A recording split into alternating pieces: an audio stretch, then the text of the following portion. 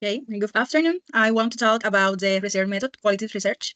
This methodology was chosen because qualitative research is an approach that aims to understand social phenomena, behaviors, and experiences through truthful and detailed analysis, and explores the meanings, beliefs, and attitudes of individuals within their specific context, including the voices and experiences of participants. This approach seeks to understand how individuals perceive and make sense of their reality.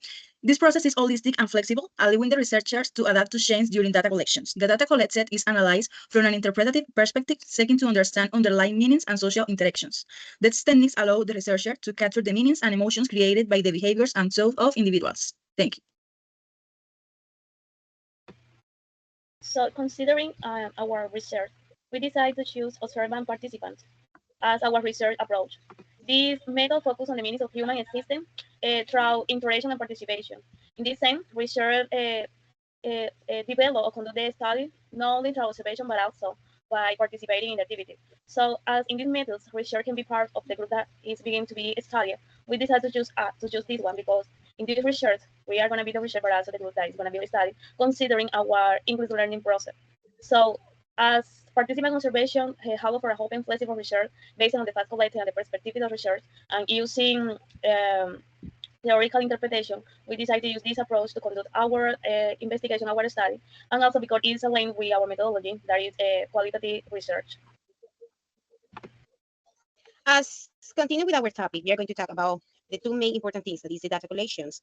In this case, according to what my partner just had to tell us, we are going to work with surveys and we're going to work with text analyzed. When we talk about surveys, they are referring especially about subjective data directed from participants focuses on their personal experience, opinions, and attitudes. Our partner just said, we according to our situation right now, we are going to work with a participant the observation. In this case, we are going to work through our experience, and these are one of the data collection that most it get more to tables with what are we going to work with. In this case, the surveys are going to be focused in our experience and how the IELTS can be just help us to improve the English language skill and language teaching. In this case, we are going to work with our experience and how our experience can just help us to just say observations and make prompts and objectives about how the eyes can just help us to improve the language skill by teachings and by learning. The other thing is the text analyze. The text analyze will be just focusing in the what are our relatives or what are our text or what our experience. In this case, we are going to just study through our experience and how that can just be help us to continue with our research. Text analysis is powerful data collections tool in research, offering a structured way to gather and interpret information for praise investigations. By systematic examinations, writing context, in this case, it would be our experience.